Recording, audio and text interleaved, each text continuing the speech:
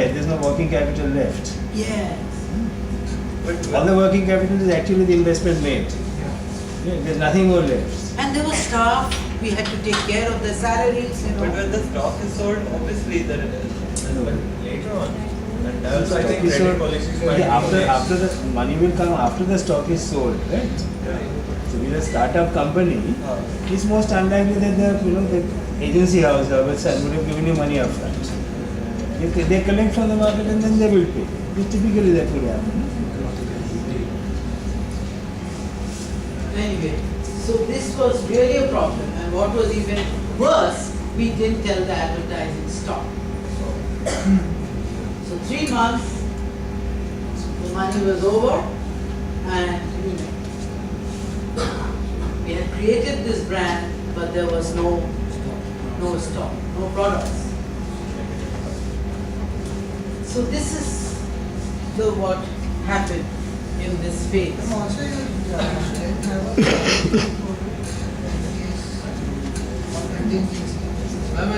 Why don't you think of raising more capital? Or Yes, do something? you're right. Yeah. I think I had access to. I had to just go maybe that Bengali Bhadralok, you don't want to ask money, that middle class attitude may have been there, or somebody, or the pride that I had somebody who should have paid up the money. But, I never asked. It was this, women have this very, what do you call it, a pride? No, it's not an ego, because we are not allowed to have the ego as yet. I mean, now we can. But, this pride that we won't ask, we can't put our hands out, Yes. Self?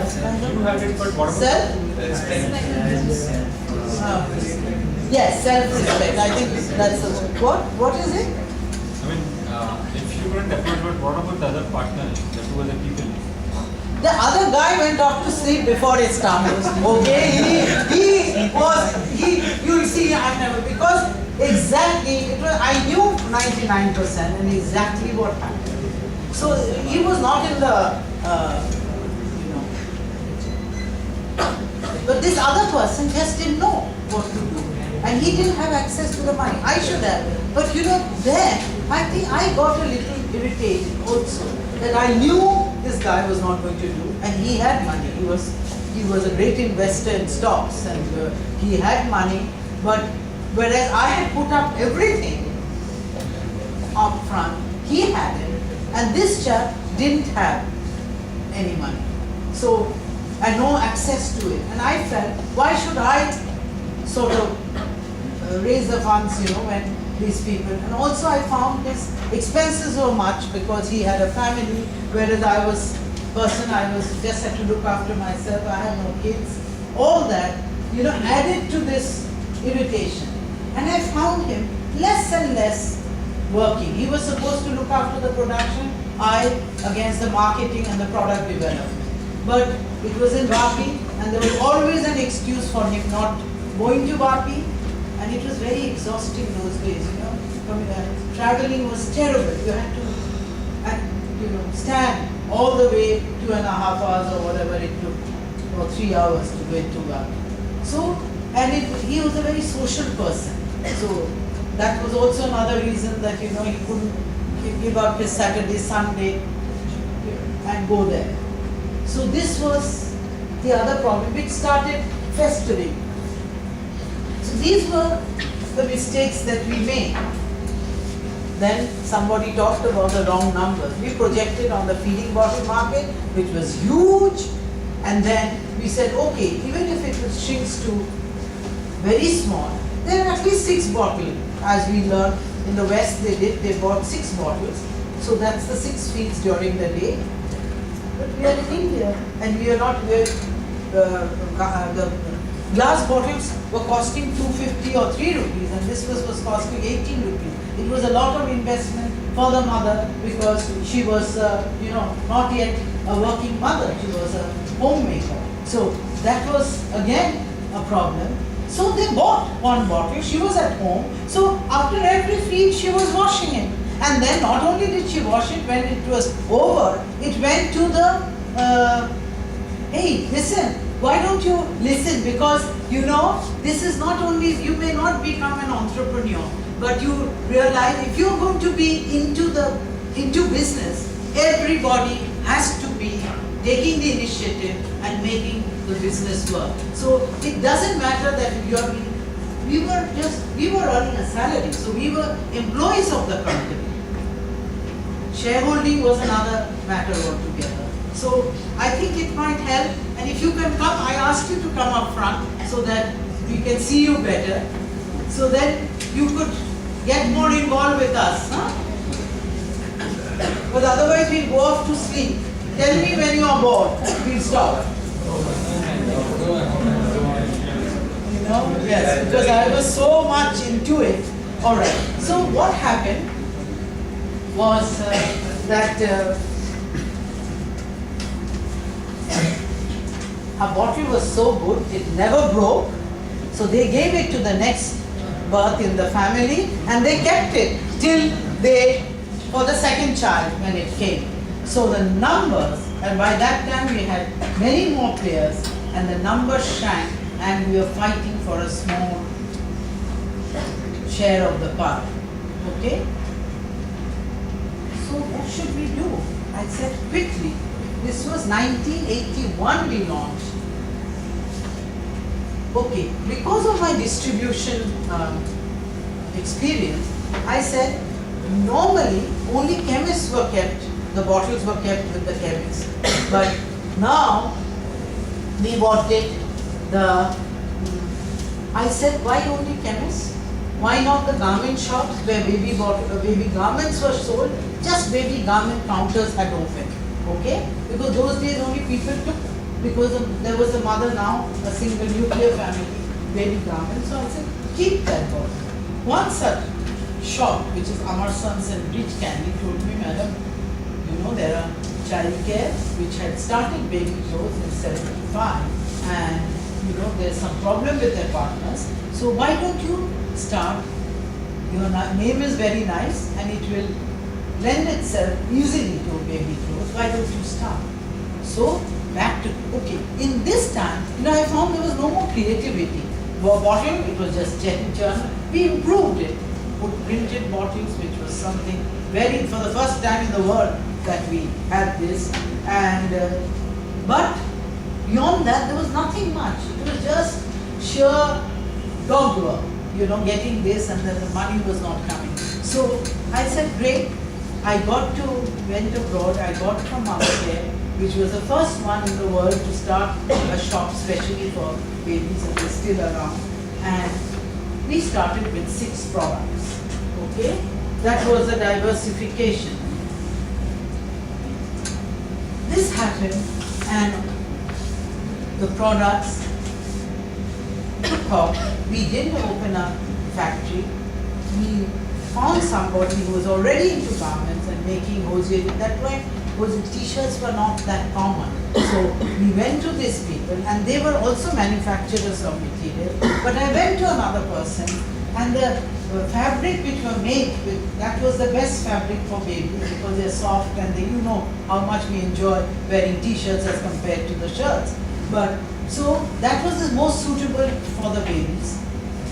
And the product was went out of shape, the colors ran, and it was not to be. I said, no, we will have to develop something where the product is stable. So that gave me a lot of joy. I sat with these people who are now huge company, Krishna group of companies. They helped us to develop this product, and also the fabric. And this terry, you know, they had to use terry, which is very soft. It had to be cotton. That also. Only thing which was stable were one which was blended with acrylic or something, and it was awful. I always had a sensitive skin, so I couldn't wear it. So I would bring these fabrics, and I would go and tell them, okay, they can do it in UK. Why can't we do it? You know, Indians, we are supposed to be the greatest and the best, and you know, that time cottons always was great. So I thought this, I had enough of this importing everything from abroad. So I said, let me go into garments, which are, fabric which is grown here, which is the cotton. That was the best for the baby. So we started on that. We had these which were also stable. We made a mesh underlay of polyester, and top pipe was of cotton, which was, it absorbed, but it didn't touch the baby's skin. Then we found that since there were single mothers, they used to use, there were no, that time, you've heard of diapers, these Pampers, okay?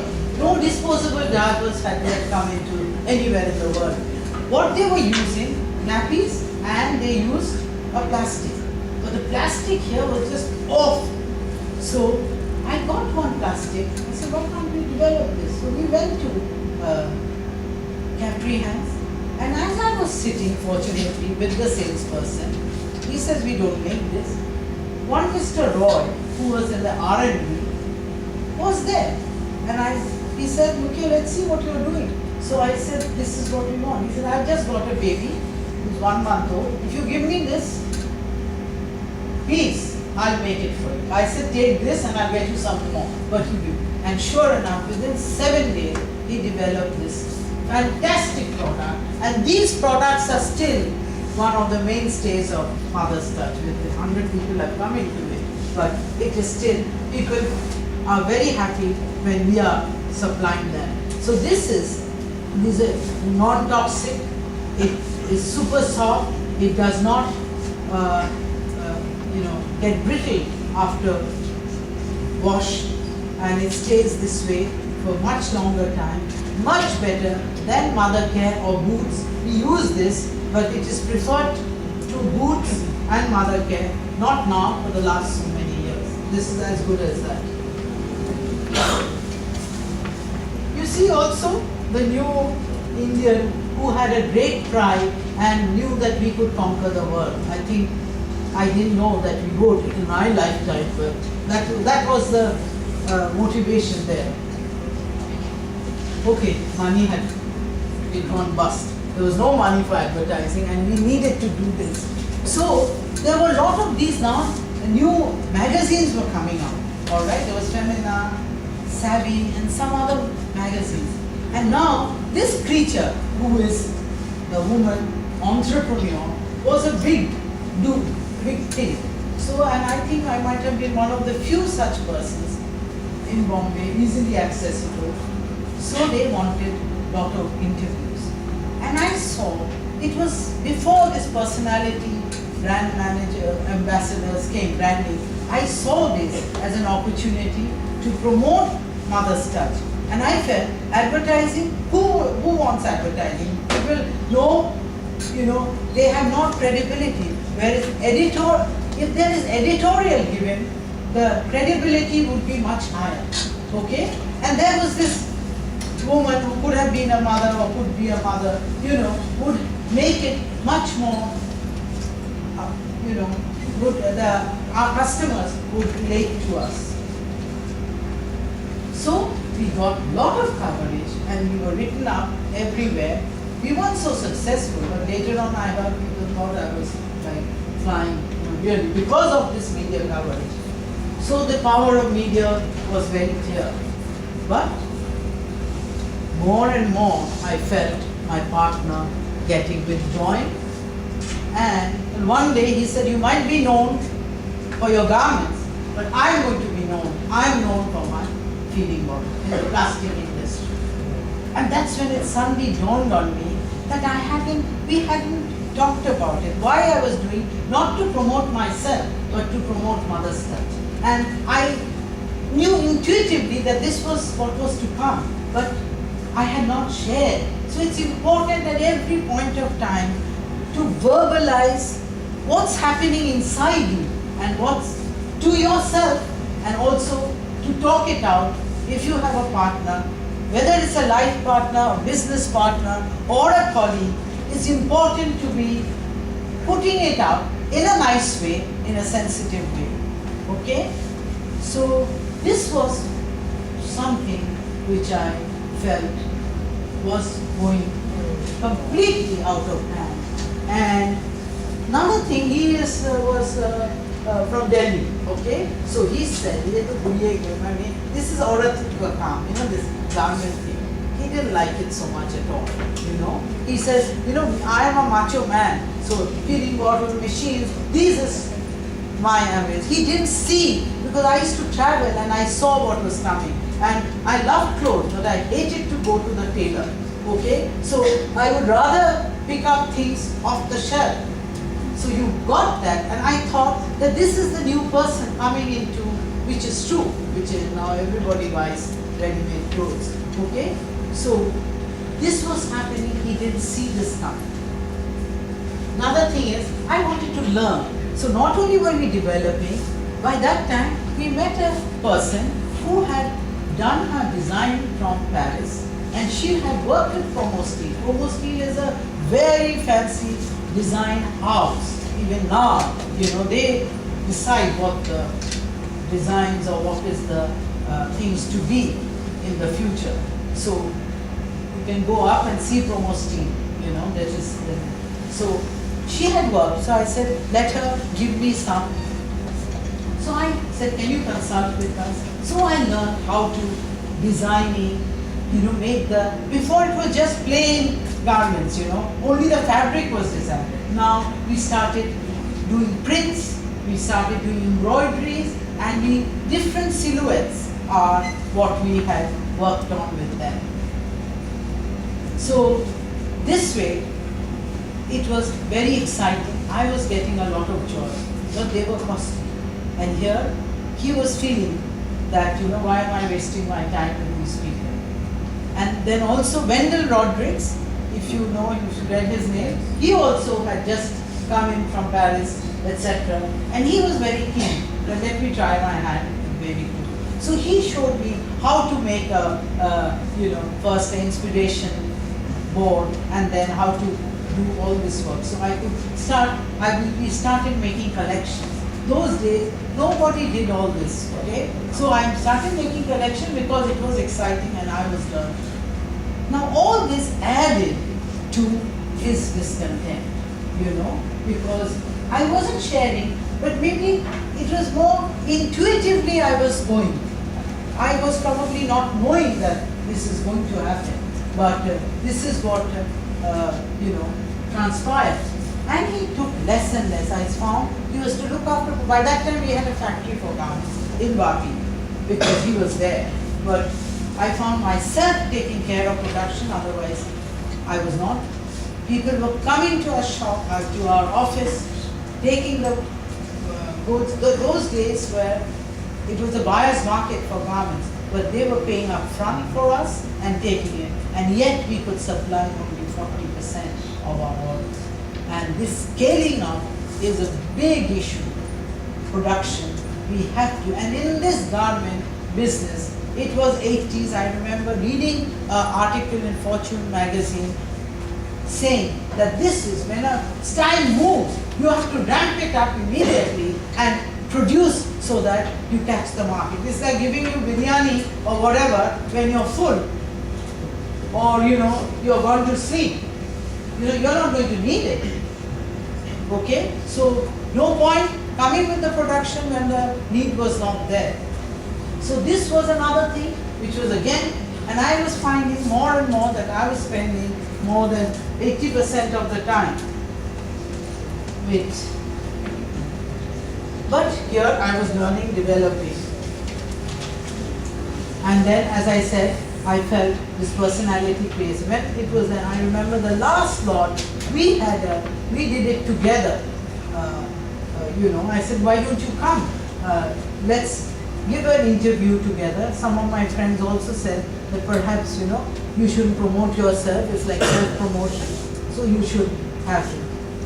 But that didn't, you could see that it was not a husband and wife. That would have made the story. This was two partners. It was not very exciting for the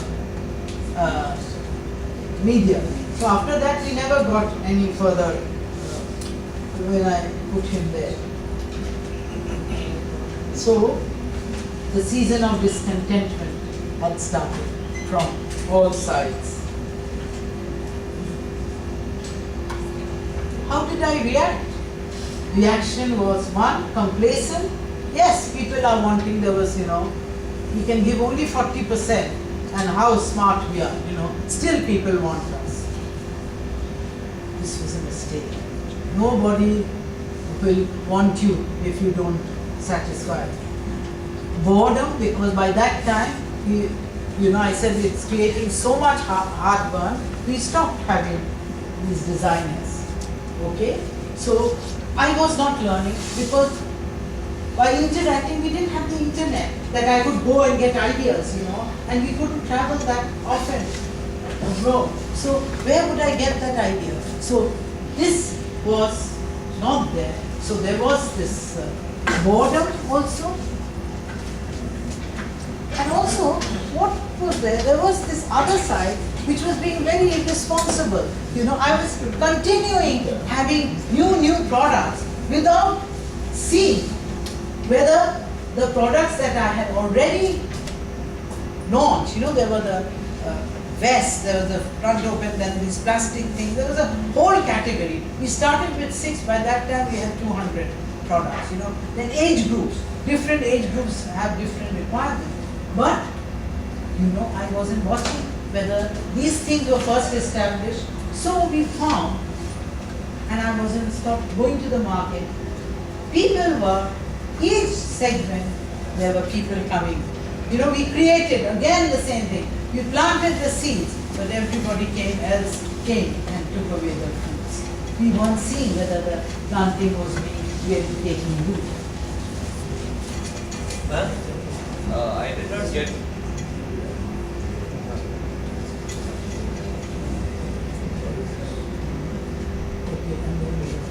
Okay. Sorry. I did not get what you said about the 40%. Nothing that you said about 40%. The orders we booked, only we could supply 40% of the total orders.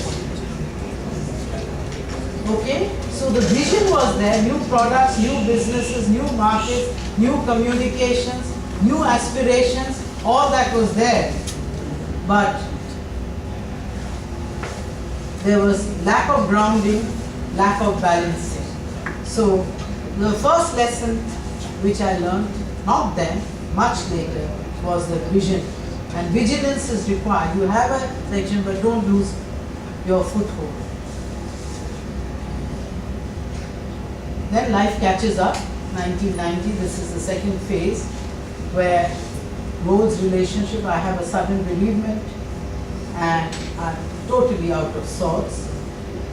It was a lot of anguish, grief, sorrow, anger, everything was related. And then I suddenly felt victimized. As it is, I was unhappy here. I felt further unhappy with not knowing how to cope with this.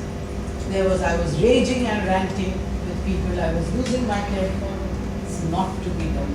We have to be able to, but we were not ready with that. Why was I not ready? Okay? Though I had done behavioral science and all that, everything, but it was still surface. It wasn't something deep to have changed me or to be ready for this problem. And this bereavement happened. One was I had expected it, but not expected it, but not prepared for it. All right. So when this happened, then also this thing which was simmering also took another turn. So we decided to part, which was really for the best, because our objectives were different. He wanted a good lifestyle, he's a good guy. He wanted social, whereas my thing was not so much, of course we needed money, but my thing was learning, developing, evolving myself and the product. Okay, so we started new beginning. They were now 66%, so they took the feeding bottles, they took the brand name, they took the company which was called Riskier Containers, and I got the baby clothes, which was alright with me. Okay, but I had to pay them again a sizable amount for and baby clothes, there was no investment done so much. So what happened was within a few months, within 6 months, we were making enormous profits. This was much later, and then it was by myself, I was alone in this thing. In the meantime, I was always fond of health, etc. So I used to go swimming, I used to be a member of a health club at the Taj, and I got introduced to yoga. That was in 80s, early 80s. And I had continued practicing because it was very good. I traveled, so this is something I could do when there was no pool at night. So here, suddenly the health club closed at that point, and I felt that is where, and I was already out of sorts completely. So what would I do? So I asked the teacher, is there another place? So he said yes. Because he was a student of, comes every weekend, so you try there if he allows you, because he doesn't allow it. I went there, he agreed, and he helped me recover from this mental trauma. And I was so grateful, and I felt that was the reason why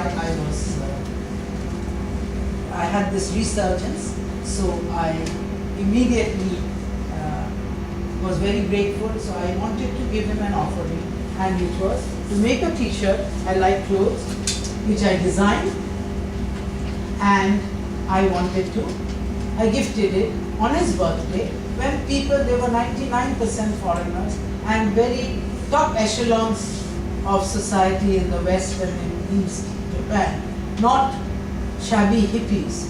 So they came, and that is the time when India product, especially garments, was at this nadi. It was terrible. So they wanted, so he came, they thought it just sold out on his birthday, and that was going to the trust. So next I hear that he was a legend by that time internationally, but here he had only 40 or 45 students, and he was coming by bus from Pune, and he was working out of hired halls, and they had given him the marching orders. There was no center, whereas the centers were there everywhere else. So I said, if they like this product so much, by that time Mother's Touch, I was very happy, it had established, so I was starting to feel what more, what next. So I started this thing called yoga, which is what in Bengal we call yoga is so youth offerings to Guruji. So I went there and I said, since they like our products, can we make t-shirts and other things, and can we put it up and sell to these centers all over the world, and the money which we raise will go into founding a center for us here in Bombay. The yoga partners were four of his foremost teachers actually. One is his daughter, Gita Iyengar, and son, who are just doing this. They are not married, they don't have a family. And two of his blue-eyed boys, one of whom had inducted me into this. So, and me. There were 5 of us, yoga partners in this. It just took off because Mother's Touch Goodwill gave us the credit, and we collected money in advance against the orders. So there was no investment, and it took off, and I did the designing. I sold to them at a proper profit to Mother's Touch, because I had to be, and yoke created and manufactured by Mother's Touch. So I was very excited this has happened. So again, what next? So on his 80th birthday, what I did was, let's have a whole range, like a museum store, of all the garments that can be. By that time, the new woman had emerged, and I was the new woman. We wanted to do everything, yet we wanted to be dressed stylishly, appropriately, and yet, we didn't have time to go home and change. So I made this kind of clothes, like here, as you see. It was something that we could be using, and I'll do this because you just see how fast we can become. I would do yoga, as today I had a yoga class in the morning, would come, and this is my yoga wear. So I'm ready to start teaching, or at that time, practicing. And then all I had to do in the evening, I liked going out, so I went partying. So all I had to do was to wear these nice jewelry that I'm wearing and, put some lipstick, and I was ready to party. Okay? So this was the basis, modular clothing, which was to come. That time, nobody was making yoga clothes. The yoga was already so proliferated. And then we did this like a museum store, books, tapes, videos, cassettes. I designed jewelry, the whole works. And we sold out. I've never seen foreigners, and very fancy foreigners. There used to be a stampede because they got upset that everybody was going to the store and they're not doing very other things. So this was, but what happened? Why the storm? The darling of that session, which was 1 week, by the end of the week, she was fending off accusations. What could have happened? There were 2 of them, and there were, I'll just go forward because there is no time. They felt resentment. Or it was also, I wanted to tell the world, yoga was very well known in India, but here hardly anybody knew because yoga was not known. I wanted to make a film which would show the ramification and the benefit yoga had given. I was so grateful how I evolved. Okay? Swadhyaya, which is self-study, which we don't do no matter what it is. It helps you to study because it helps you to study from your physical, physiological, mental, emotional, intellectual self before you reach further inwards. So this is what I wanted to do. I wanted to show how it worked in different parts of the world. So I got somebody who is related to me, who is a documentary filmmaker, and I said all these people, 1,000 people have congregated, teachers. So they have everybody, the story is the same. They've gone through the problem, which is what happened at Iyengar, and they became great teachers. And they are the ones who proliferated it all over. So this was how it was, the film was being made. But these people didn't understand. I was there by choice, like the foreigners, but they were by chance, meaning the parents were into yoga and they, being their children, were forced into yoga. Okay? So this is how it happened. They got really upset because the patience was missing. The passion of joy just pushed me, propelled me forward, but the patience to pull the team with me didn't. And there was a divide. When the storm happened, there was Geeta and me on one side and the boys on the other side. You see, patriarchy is sound and flourishing and cannot be wished away overnight. That also, we must remember, whatever it is, whether for the men there are certain things and for the women, we must remember that we can't just wish away things overnight. It has to take its time and it has its toll. So these were the things, again, I had not learned my lesson.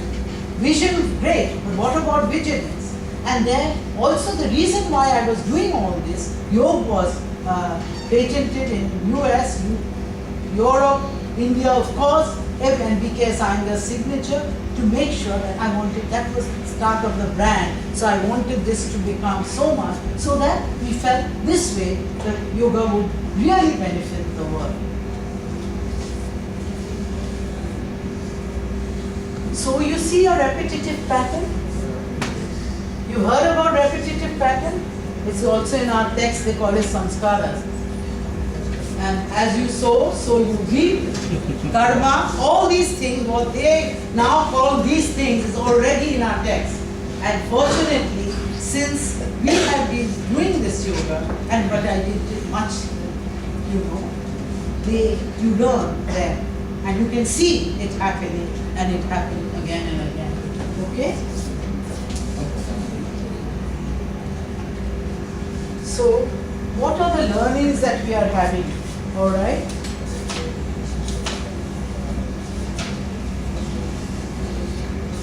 We're coming to the end. Self-study, which is called Swadhyaya. Okay? That is very important to understand ourselves first. Actually, this helps you to empower yourself, to control yourself. Okay? And thereby, if you can control yourself, you can. At that time, I felt victimized. Why they don't like me? They are arrogant. They are feeling pushed against the corner. All that is right, because I was going into their territory. Only if you're a great teacher, where you know. But thanks to internet and because of all this, I was already known all over the world. But that was not. The end was not projecting myself. The end was to make this yoga happen and become a community. By that time the walls were crumbling, geographical barriers were breaking, and I felt people with similar interest, would be the one which is what is to come, including the economy will be run by mergers and conglomerates, and the social and other thing. And I thought, why not we create this yoga which is all over, and we become a community where we can trade with each other, we can do things which we like. Which now I think there is a community called TED, Technology, Education and Entertainment and Design. Okay, it's an international thing where Microsoft, Bill Gates is a thing. So this is all happening there. So this was again something I had envisioned.